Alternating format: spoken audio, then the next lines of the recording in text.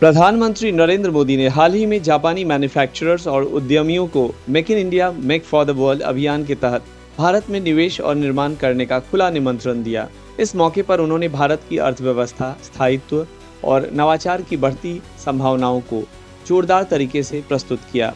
प्रधानमंत्री नरेंद्र मोदी ने जापान की राजधानी टोक्यो में आयोजित इंडिया जापान इकोनॉमिक फोरम के मंच से अपने संबोधन में कहा कि भारत राजनीतिक तौर पर स्थिर और आर्थिक दृष्टि से तेजी से आगे बढ़ता हुआ देश है। उन्होंने जापानी कंपनियों को आश्वस्त किया कि भारत में निवेश केवल सुरक्षित नहीं बल्कि लाभकारी भी है। मोदी ने दोनों देशों के व्यापारिक संबंधों का जिक्र करते हुए कहा कि जापान हमेशा से भारत का विश्वसनीय साथी रहा है और आगे भी साथ मिलकर ग्लोबल सप्लाई चेन का नेतृत्व करने की क्षमता रखता है।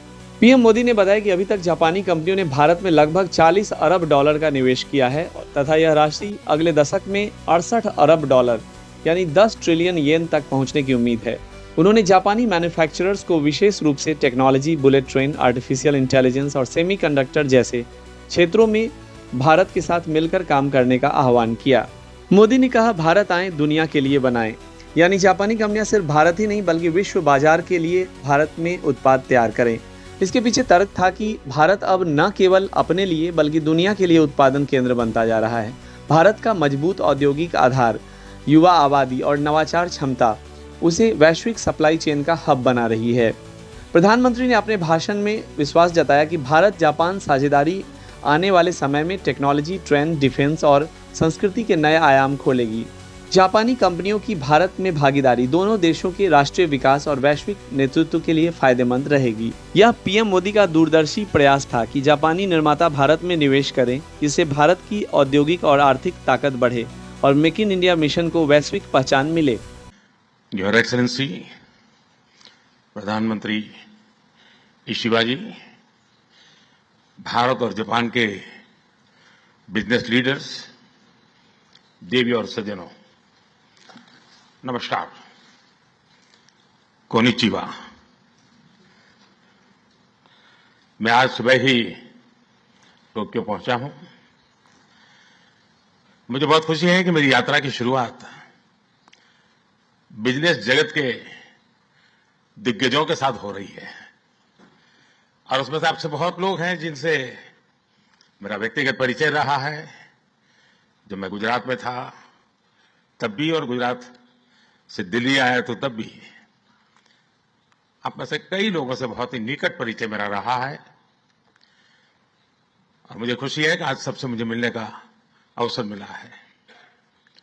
मैं प्रधानमंत्री इशिबा का विशेष रूप से आभार व्यक्त करता हूं कि वे इस फोरम से जुड़े हैं।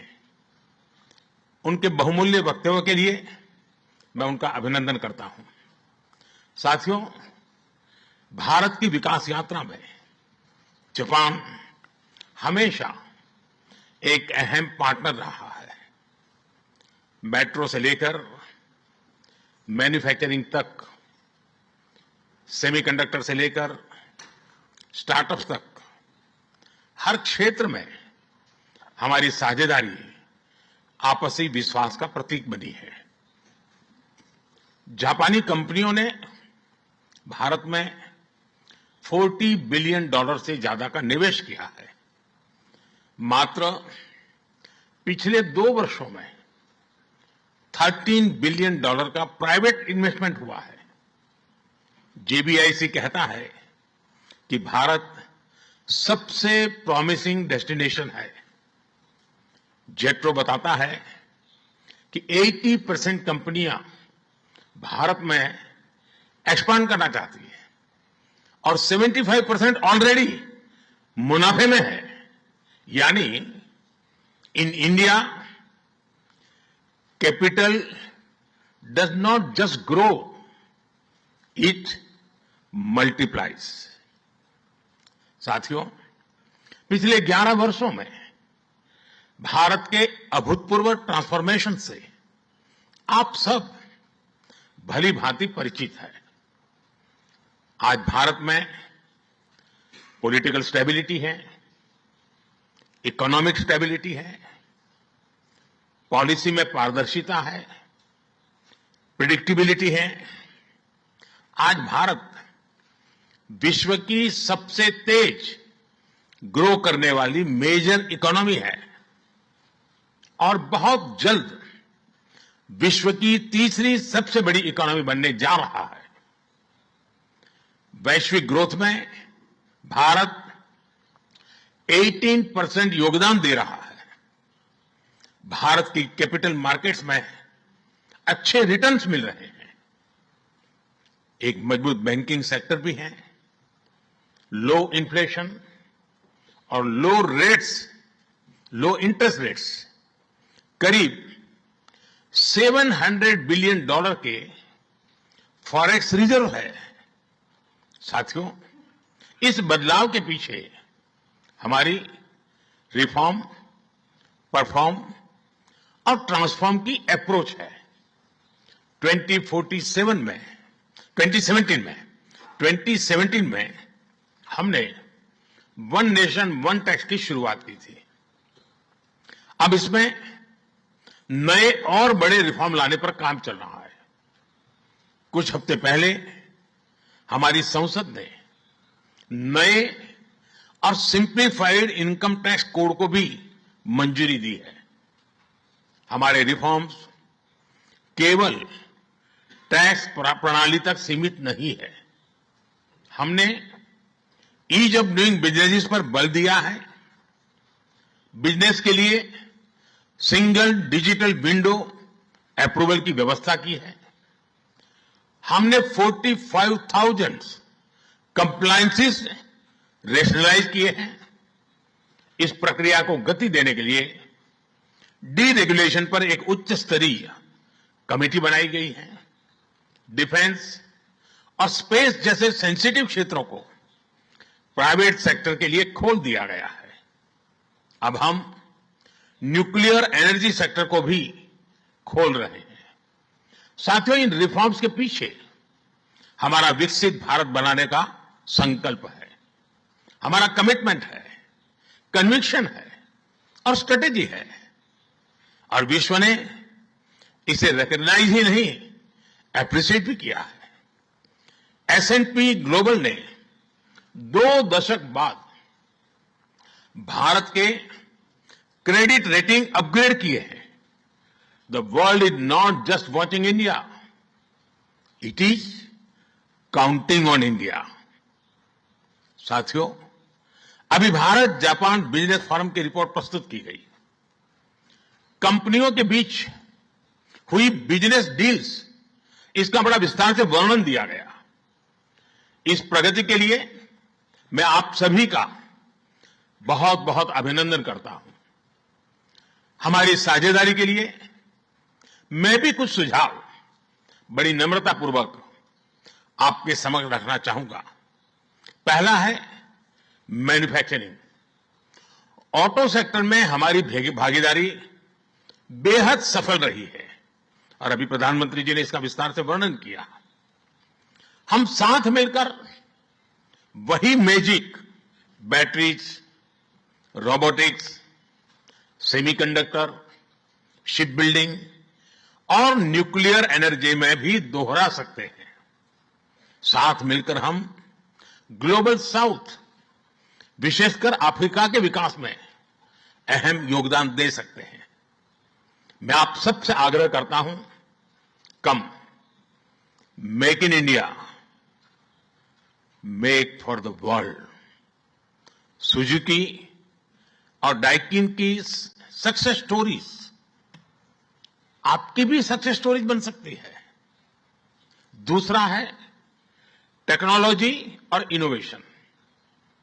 जापान टेक पावर हाउस है और भारत एक टैलेंट पावर हाउस है।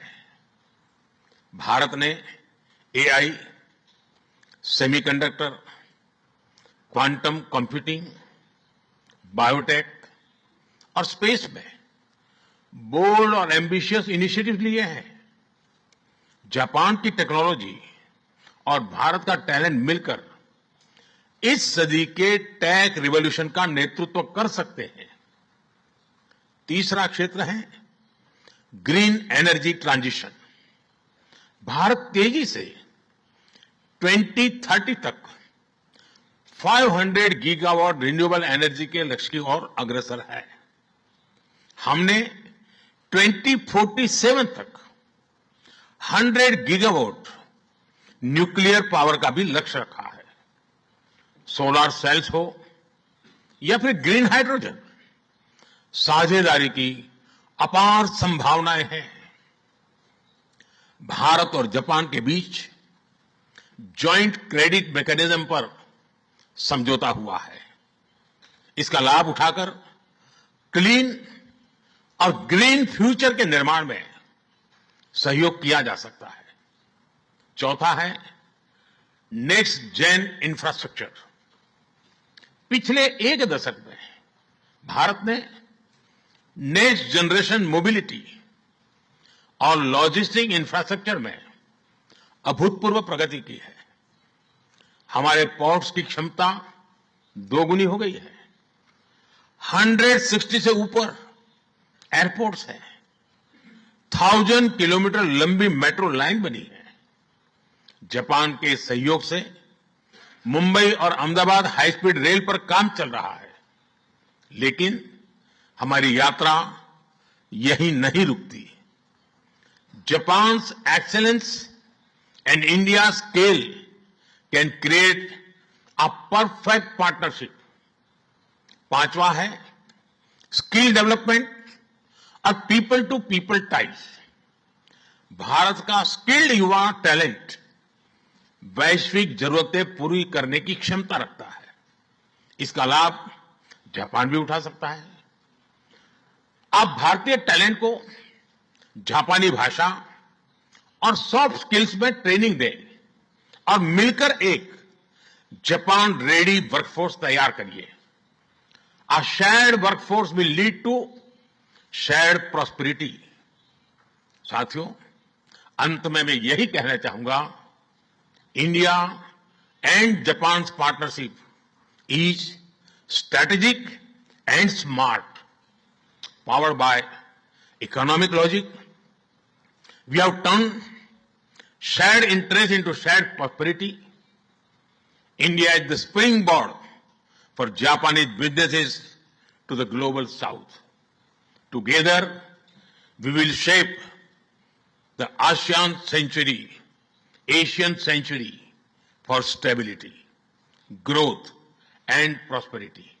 इन्हीं शब्दों के साथ मैं प्रधानमंत्री इशिबा जी और आप सभी का आभार प्रकट करता हूं। अरिगातो गोजाइमास। बहुत बहुत धन्यवाद।